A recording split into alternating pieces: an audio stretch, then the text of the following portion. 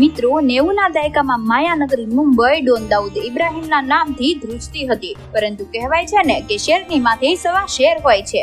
દાઉદ ઇબ્રાહિમ માટે આ સવા શેર હતો અમદાવાદની દરિયાપુરની ગલીઓમાં ઉભો થયેલો ડોન અબ્દુલ લતીફ. લતીફનો ખોફ એટલો હતો કે દાઉદ ઇબ્રાહિમને પણ લતીફ સાથે મિત્રતા કરવી પડી હતી. મિત્રો, લતીફ માત્ર અંડરવર્લ્ડમાં જ નામ નહોતો ધરાવતો, પરંતુ એક સમયે અમદાવાદનો આ ડોન ગુજરાતના રાજકારણને પણ કંટ્રોલ કરી રહ્યો હતો. પરંતુ કઈ રીતે એક સામાન્ય ઘર પરિવારમાં જન્મેલો આ બાળક મોટો ડોન બની ગયો? કઈ રીતે લતીફે ગુજરાતમાં ગેરકાયદેસર દારૂ અને ડ્રગ્સનું નેટવર્ક ઊભું કર્યું અને છેક મુંબઈ સુધી ક્રાઇમની દુનિયામાં પગપેસારો કર્યો? અને કઈ રીતે આ ખૂંખાર ડોન લતીફનું એન્કાઉન્ટર કરી દેવામાં આવ્યું?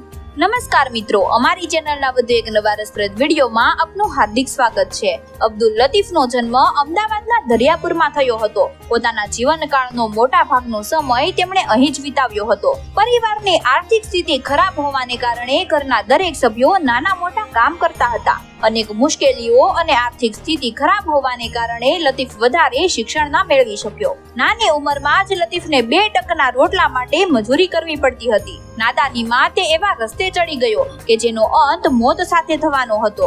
મિત્રો, 80ના દાયકામાં કાળુપુર ઓવરબ્રિજ પાસે લતીફે દેશી દારૂ વહેંચવાની શરૂઆત કરી. બસ અહીંથી જ તેણે અપરાધોની દુનિયામાં પહેલું પગલું મૂક્યું. ધીમે ધીમે તેણે વિદેશી દારૂ વહેંચવાનું પણ શરૂ કર્યું અને તેને એમાંથી સારી કમાણી થવા લાગી. આ બધા વચ્ચે શહેરના કેટલાક મોટા ગેંગસ્ટરોએ અબ્દુલ લતીફને પોતાની ગેંગમાં જોડી દીધો. પછી શું? હથિયાર સપ્લાય કરનાર શરીફ ખાન સાથે અબ્દુલ લતીફ જોડાઈ ગયો. દારૂની સાથે સાથે તેઓ હથિયારોની પણ તસ્કરી કરવા લાગ્યા. જવાનીના જોશમાં અબ્દુલ લતીફ અપરાધોની દુનિયામાં એટલો બધો આગળ વધી ગયો હતો કે થોડા સમય બાદ તે પોતે જ એક મોટો ગેંગસ્ટર બની ગયો અને ઘણી બધી નાની મોટી ગેંગને પોતાની ગેંગમાં ભેળવી દીધી. અમદાવાદ બાદ અબ્દુલ લતીફનો ખોફ સમગ્ર ગુજરાતમાં ફેલાઈ ગયો. લતીફે ગુજરાતમાં ગેરકાયદેસર દારૂ વહેંચવાનું ખૂબ મોટું નેટવર્ક જમાવી દીધું હતું. લતીફની મંજૂરી વગર ગુજરાતમાં કોઈ પણ ગેરકાયદેસર દારૂ વહેંચી શકતું નહીં.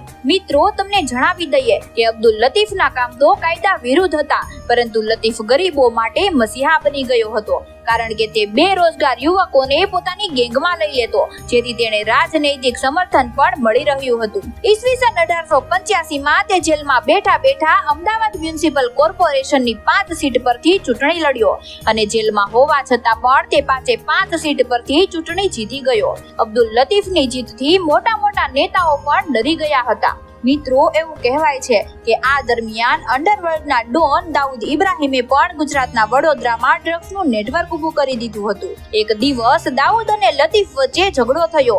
લતીફના કેટલાક ગુંડાઓએ દાઉદને ઘેરી લીધો અને ત્યારે દાઉદને વડોદરા છોડીને ભાગવું પડ્યું હતું. પરંતુ ત્યારબાદ એવા સમાચાર પણ સામે આવ્યા હતા કે દાઉદ અને લતીફ વચ્ચે મિત્રતા થઈ ગઈ હતી. બસ આ જ કારણ હતું કે મુંબઈ સિવિલ બ્લાસ્ટમાં અબ્દુલ લતીફનું નામ પણ આવ્યું હતું. રાધિકા જીમખાના હત્યાકાંડ બાદ અબ્દુલ લતીફના જીવનમાં વળાંક આવ્યો.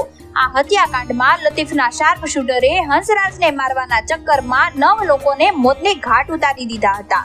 રાધિકા જીમખાના હત્યાકાંડની ખબર સમગ્ર દેશના સમાચાર પત્રોમાં ફેલાવા લાગી. રાજનૈતિક દબાવ વધવા લાગ્યો અને પોલીસે અબ્દુલ લતીફની ગેંગમાં સામેલ લોકોને પકડવાનું અને મારવાનું શરૂ કર્યું. લતીફની ગેંગના લોકો પોલીસને હાથે પકડાવા લાગ્યા. છેલ્લે માત્ર લતીફ અને તેમના 1-2 ખાસ મિત્રો બચ્યા હતા. આ બધા વચ્ચે અબ્દુલ લતીફ થોડાક મહિનાઓ માટે દાઉદ ઇબ્રાહિમ પાસે દુબઈ ચાલ્યો ગયો. અબ્દુલ લતીફ ગુજરાતમાં 40 કરતા પણ વધુ હત્યાઓનો આરોપી હતો. આ ઉપરાંત તેણે ઘણા બધા અપહરણ પણ કરાવ્યા હતા. લતીફને વર્ષ 1995માં દિલ્હીથી પકડવામાં આવ્યો. ત્યારબાદ તેને અમદાવાદની સાબરમતી જેલમાં રાખવામાં આવ્યો હતો. નવેમ્બર 1997માં અબ્દુલ લતીફે જેલમાંથી ભાગવાની કોશિશ પણ કરી હતી, પરંતુ આ દરમિયાન ગુજરાત પોલીસ દ્વારા એન્કાઉન્ટરમાં તે માર્યો ગયો. તો મિત્રો, આ હતી ગુજરાતના સૌથી ખતરનાક ડોન અબ્દુલ લતીફની કહાની. તો મિત્રો, વિડીયો વિશેનો તમારો અભિપ્રાય કોમેન્ટમાં જણાવો અને તમને અમારો વિડીયો પસંદ આવ્યો હોય તો વિડીયોને લાઈક કરો અને વધુમાં વધુ શેર કરો. ધન્યવાદ.